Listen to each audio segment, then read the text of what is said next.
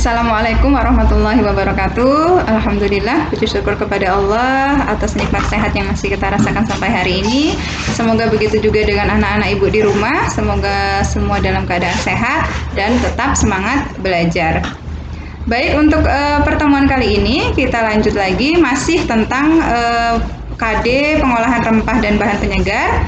Pengolahan rempah sudah kita pelajari di video sebelumnya, dan hari ini kita belajar tentang pengolahan bahan penyegar.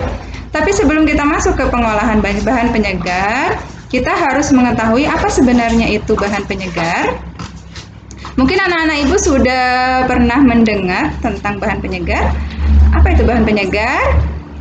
Bahan penyegar adalah semua bahan nabati yang dapat merangsang pemakainya, baik digunakan untuk merokok, yaitu furnitori, menyirih, mastikatori, maupun dalam bentuk minuman. Jadi bahan penyegar ini biasa digunakan misalnya untuk merokok.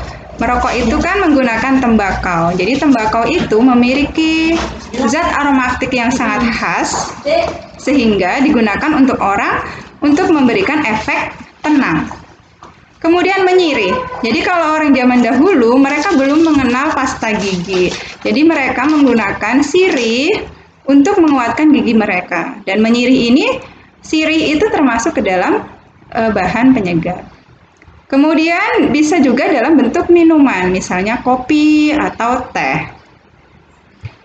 Nah, kenapa kok disebut sebagai bahan penyegar? Jadi di sini disebut bahan penyegar bukan berarti karena kita minum dalam kondisi dingin atau mungkin kita minumnya di bawah pohon, bukan. Tapi karena dapat merangsang respon saraf untuk lebih aktif sehingga menghasilkan efek menyegarkan. Jadi misalnya kalau kita makan atau minum kopi, minum teh itu memberikan efek tenang. Nah, jadi kopi atau teh itu disebut sebagai bahan penyegar. Nah, ini beberapa contoh dari jenis-jenis kopi. Jadi jenis bahan penyegar ada kopi, ada teh, kemudian coklat, kemudian tembakau, ada sirih, dan buah kola.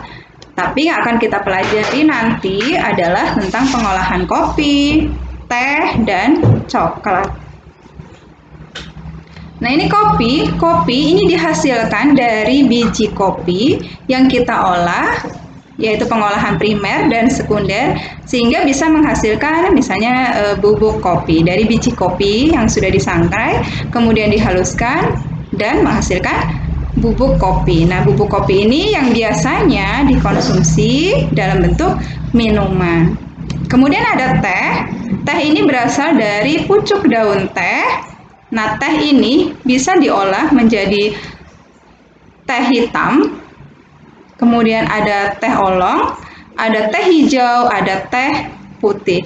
Perbedaannya ini dari proses pengolahan. Kalau teh hitam itu mengalami proses fermentasi penuh, sementara kalau teh oolong ini hanya semi fermentasi.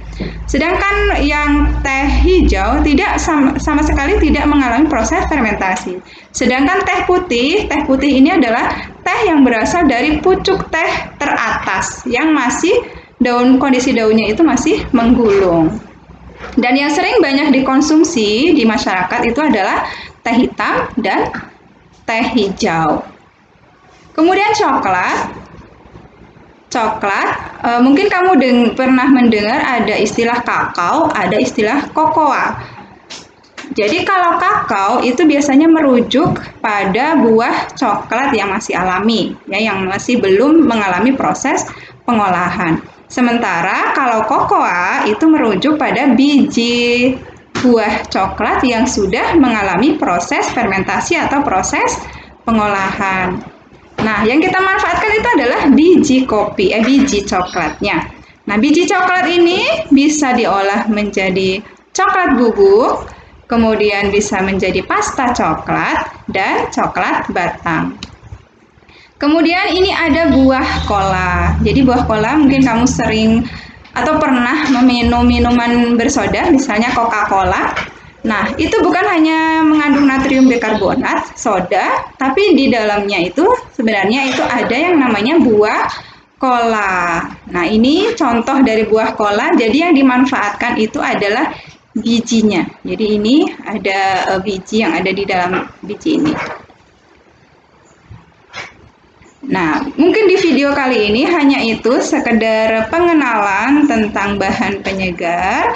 Jadi bahan penyegar itu adalah bahan makanan atau bahan hasil olahan pertanian yang jika dikonsumsi bisa memberikan efek tenang atau efek yang menyegarkan.